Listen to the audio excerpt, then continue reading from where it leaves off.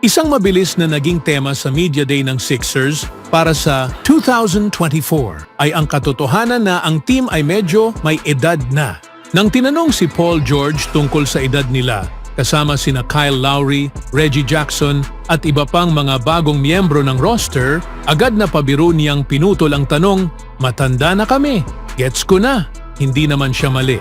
Ang average na edad ng Sixers roster ay 28.2 year ayon sa Real GM. Tanging ang Phoenix Suns at LA Clippers lang ang may mas matanda pang average na edad. Ayon kay head coach Nick Nurse, tila ang pagbibigay ng mas maraming karanasan sa roster ay sinadya. Habang binabanggit ang mga pangangailangan na tinugunan sa off-season, ilang beses niyang nabanggit ang karanasan.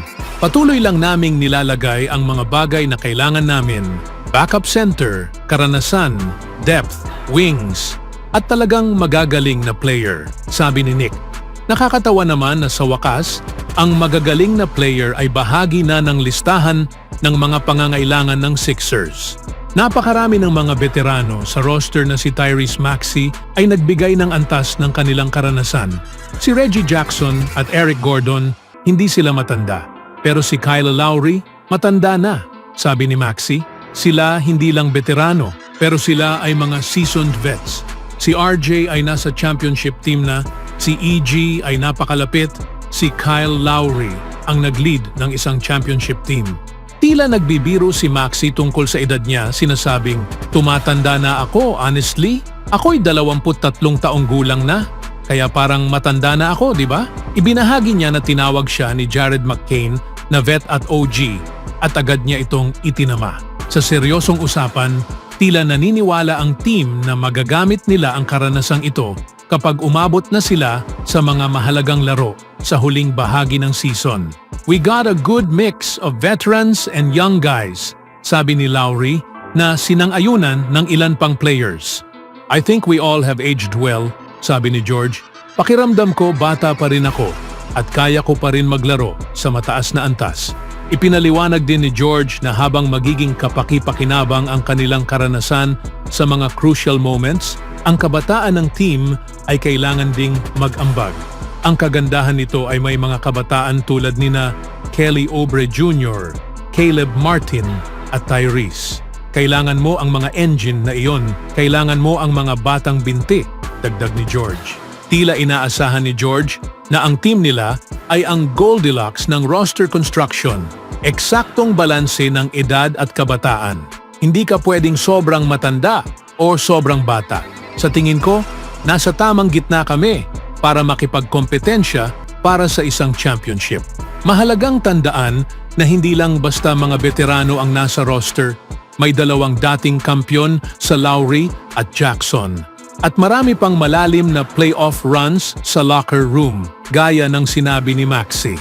Yung mga tao na iyon may championship pedigree, championship experience, at kakailanganin namin sila, sabi ni Maxey. Kakailanganin namin ang boses nila, ang laro nila, at ang leadership nila. Gayunpaman, wala sa kanilang championship pedigree ang galing sa Big Three ng team na sina George, Maxey, at Joel Embiid. Tungkulin ng core ng team na baguhin iyon at abutin ang kanilang inaasam na championship. Makukuha kaya ng Sixers ang kampyonato ngayong season? Ano sa tingin nyo mga kaibigan? Sa ibang balita naman, kahit na hindi nakuha ng Warriors ang kanilang mga pangunahing target sa off-season, si Paul George at Lauri Markkanen, hindi mukhang dismayado sina Stephen Curry at Draymond Green sa backup plan ng team.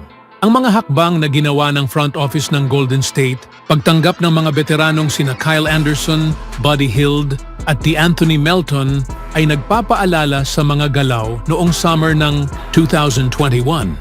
Ako'y naniniwala na ang mga bagong dagdag ang tunay na dahilan kung bakit kami nanalo ng kampyonato kontra Celtics, sabi ni Green noong Media Day. Ang pagpirma kina Otto Porter, Nemanja Bjelica at GP2, ang mga bagong dagdag na iyon ang nagdala sa amin mula sa pagiging borderline play-in team patungo sa pagiging championship team. Bago dumating sina Porter, Bjelica at Payton, natapos ang Warriors sa ika-9 na pwesto sa Western Conference. Isang hindi ka nais-nais na season. Subalit nang dumating ang tatlo, kasama ang kanilang mga mahahalagang kontribusyon, nakuha ng Golden State ang number 3 seed bago lumusot sa postseason at talunin ang Boston Celtics sa NBA Finals. Ang average na edad nina Porter, Bjelica at Payton nang dumating sila sa Warriors ay 29.7 year. Ang average na edad nina Anderson, Hield at Melton ay 29.4 year. Talagang may pagkakatulad, sabi ni Curry. Magandang paghahambing iyon. Mga veteranong nakaranas na sa iba't ibang sitwasyon sa liga. Sa tingin ko, angkop sila sa estilo ng laro na sinusubukan namin kahit na kailangan naming mag-evolve at magkaroon ng ibang itsura sa opensa at depensa. Ipaliliwanag ko palagi, ang mga kampeonato ay napapanalo ng mga player mula ika-6 hanggang ika-10. Sabi ni Green, tumutukoy sa mga mahalagang non-starters. Hindi napapanalo ang kampeonato mula sa pinakauna hanggang ika-5. Madalas nating nakikita ang mga malalakas at lahat ng tao ay nagsasabi, oo, bantayan ang team na iyon. Napakalakas ng kanilang starting 5. Paano matatalo ang team na iyon? Pag nilabanan mo ang team na iyon at natalo sila sa unang round, napagtanto mo, hindi pala sila ganoon kalakas. Iyon ay dahil dominante sila mula 1 hanggang 5 lang. Ang mga teams na may malalakas sa 1 hanggang 5, ngunit solid ang ika-6 hanggang ika-10. Sila ang maglalaban para sa mga kampyonato. Ipinahayag din ni Kerr na magiging kompetitibo ang training camp sa Hawaii at tanging sina Curry at Green lang ang sigurado bilang starters. Si Andrew Wiggins ay halos garantisado rin, ngunit kailangan niyang magpakita ng magandang performance sa preseason upang mapanatili ito. Ang iba pang player, kabilang ang core ng kabataan, sina Brandon Podziemski, Trayce Jackson-Davis, Jonathan Kuminga at Moses Moody, at ang mga bagong veterano ay magkakaroon ng pagkakataong ipakita ang kanilang husay. Kapag tinitingnan ko ang mga bagong dagdag sa team na ito, sila ay mga patunay na player, mga respetadong tao sa liga, at alam mo kung ano ang maibibigay nila gabi-gabi, sabi ni Green. Noong huli kaming kumuha ng mga tulad nila, nagawa namin ang bagay na gustong-gusto naming gawin. Bagamat hindi pa tiyak ang magiging role nina Anderson, Hield at Melton sa team, tiyak na mahalaga ang kanilang karanasan bilang starters at reserves. Ang sigurado ay kailangan sila ng Warriors. Sa kasalukuyang estado ng roster, hindi pa nila pwedeng ituring ang kanilang sarili bilang dark horse contenders kung wala ang kanilang mga kontribusyon.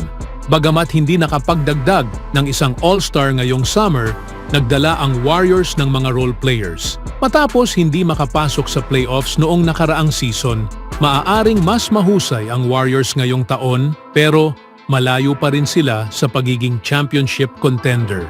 Nang tanungin tungkol dito, nagbigay si Curry ng tapat na sagot tungkol sa estado ng Warriors. Yung 3 players na dinala namin, lahat sila veterano. Sabi ni Curry tungkol kina DeAnthony Melton, Buddy Hield at Kyle Anderson. Mga veteranong kilala na kung paano laruin ang laro at mga importanteng piraso na kailangan para maging championship type team. Pero ibig bang sabihin nito na nandito na kami? Hindi ko alam, nasa posisyon kami na maging isang relevant team sa umpisa ng season. Ipinapakita ng sagot ni Steph na habang optimistiko siya sa mga bagong dagdag, hindi pa siya sigurado kung sapat na ito upang makabalik sa paglalaban para sa kampyonato. Ano ang masasabi niyo mga kaibigan?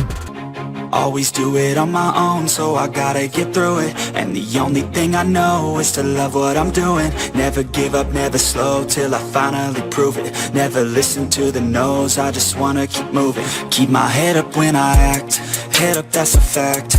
Never looking back, I'ma keep myself on track.